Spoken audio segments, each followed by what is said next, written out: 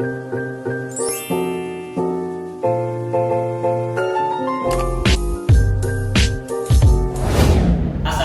warahmatullahi wabarakatuh. Salam, Om Swastiastu, Namo Buddhaya, salam kebajikan. Perkenalkan, nama saya Sohibul Saifi dari D3 Set angkatan 22. Nah, dalam video kali ini kita akan membahas mengenai statistika bisnis, yaitu dalam bab ukuran peta.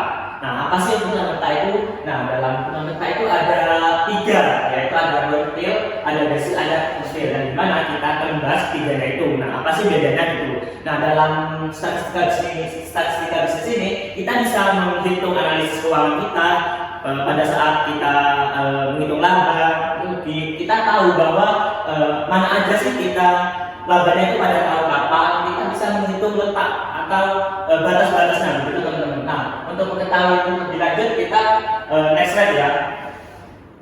Nah, dalam batas ukuran peta apa sih? Yaitu nilai yang letaknya sedemikian rupa dalam suatu rangkaian data atau suatu distribusi frekuensi sehingga nilai itu membagi sebuah rangkaian atau data gitu. Nah, kita bisa melihat dalam tabel-tabel. Nah, dalam tabel itu kan banyak nih, 1 sampai 10 misal. Nah, kita bisa mengetahui dalam laba tahun sekian nih pada tabel 5. Nah, kita bisa menghitung dengan statistika ini.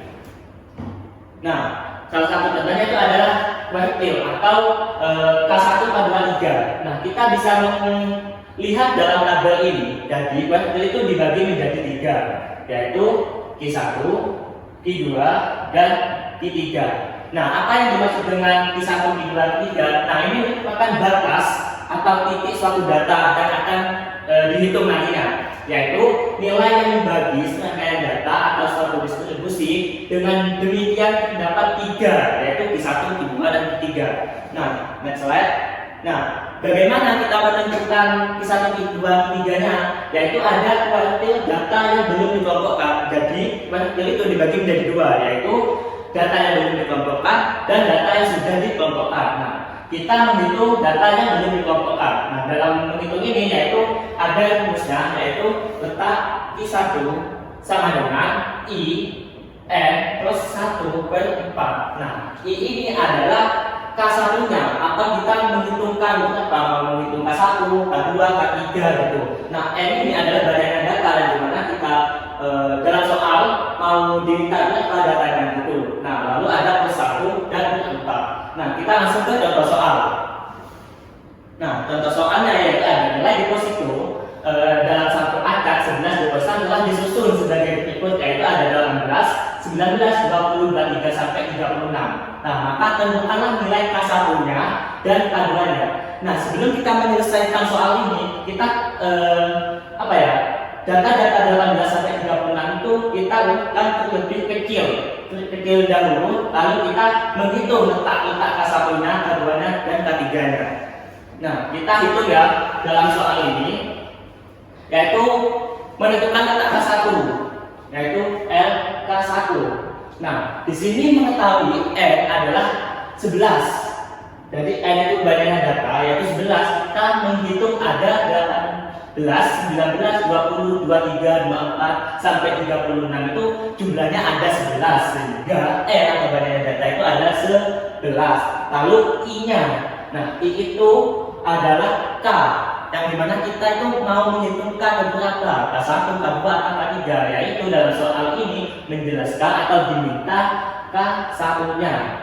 Nah, lalu kita tinggal memasukkan dalam rumus begitu, yaitu LK1 sama dengan I yaitu 1, N bayangan data yaitu ada 11 plus 1, lalu di 4, lalu kita jumlah yaitu 12 per 4, yaitu 12 dari 4 adalah 3. Nah, hasil K1 yaitu ada 3, teman-teman. Lalu kita lanjut ke jawaban berikutnya, yaitu tentukan letak K2-nya, yaitu LK2 sama dengan kan I-nya kan diminta 2, kita tulis yaitu 2 bukan 1, kalau di sini kan 1. Nah, kita yang diminta adalah 2 sama dengan 11 plus 1, lalu dibagi 4. Nah, di sini ada 12 dikali 2 yaitu 24 dibagi 4 sama dengan 6. Nah, kita udah tahu nih K1-nya adalah 3 dan I2-nya adalah 6. Kita bisa menghitung ini dalam perjumlahan atau dalam sebuah ekonomi nantinya, bahwa kita itu mengetahui nilai depositonya kalau kita mengetahui K1-nya yaitu adalah 3. Kalau kita menghitung K2-nya yaitu hasilnya 6. Itu teman-teman.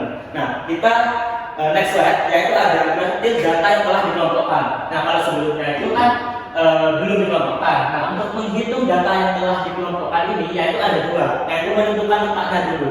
Nah, yang kedua yaitu menghitung nilainya. Jadi kita nggak bisa menghitung nilainya terlebih dahulu, kita harus menentukan letaknya. Gitu. Kita hapus dulu.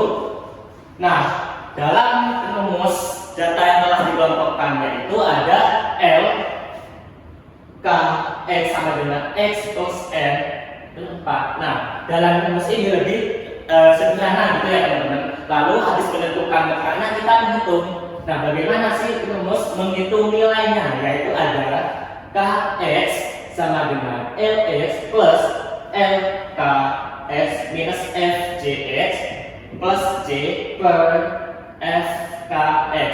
Nah, kita udah punya 2 rumus ya teman-teman dalam menghitung vektor data yang telah dikelompokkan. Nah, kita selanjutnya ke contoh soal.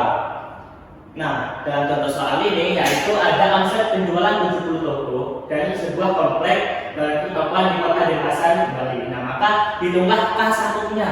Nah, di sini udah ada data yaitu ada omset dan sebelahnya ada unit, sehingga ada 70 totalnya, yaitu banyaknya data yaitu adalah 70. Nah, bagaimana menghitungnya? Nah, kita menghitung terlebih dahulu yaitu menentukan letaknya. Nah, itu dalam menentukan letaknya yaitu adalah K1. Kan kita menghitung K1-nya. Nah, X itu adalah 1 dikali banyaknya data yaitu adalah 70 per 4 yaitu menghasilkan 17,5, yaitu di sini LKX-nya yaitu menghasilkan 17,5. Nah, habis menentukan letak K1 dan kita menghitung nilainya. Jadi dalam menghitung nilainya itu kita harus mengetahui LX-nya dulu, yaitu K1 di sini ya. Yaitu K1 nah sama dengan 49,5. Jadi 49,5 itu kita bisa melihat dalam sisi omset penjualan yaitu 40 sampai 49. Nah, di mana batas atas, kalau batas atas itu adalah di jumlah 0,5, kalau batas bawah yaitu minus 0,5, yaitu 49 ditambah 0,5 yaitu menghasilkan 49,5. Jadi 49,5 plus yaitu X-nya yaitu adalah 17,5 udah diketahui.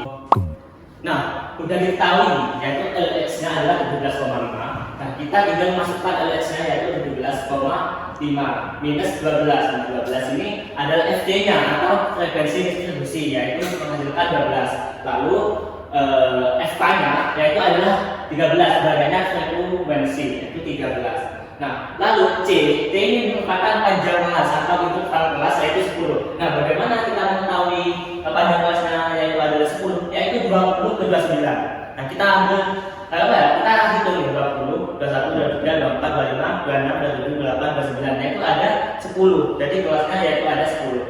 Lalu kita hitung yaitu teman-teman yaitu 49,5 plus 17,5 di minus 12 lalu dibagi menjadi 13 lalu dikali 10 yaitu menghasilkan 4,23. Lalu kita jumlah 49,5 dijumlah 4,23 yaitu menghasilkan 53,73. Nah, inilah dalam penghitungan berarti data yang telah dikelompokkan gitu, yaitu ada menentukan letaknya, habis itu menghitung nilainya gitu teman-teman. Kita next. Nah, selanjutnya yaitu ada desil. Nah, desil itu dilambangkan dengan D. Nah, kalau tadi itu kan dilambangkan dengan I. Nah, kalau desil itu dilambangkan dengan D. Jadi desil itu adalah nilai-nilai yang membagi rangkaian data atau suatu distribusi frekuensi menjadi 10 bagian yang sama. Dengan sedemikian terdapat ada 9 kumpulan desil yaitu D1, D2, D3, dan D9. Nah, bedanya desil itu dibagi 3, kalau desil itu dibagi menjadi 10. Begitu teman-teman. Nah, kita lanjut ke rumus desil. Nah, bagaimana sih menghitung desil itu? Nah, kita next slide.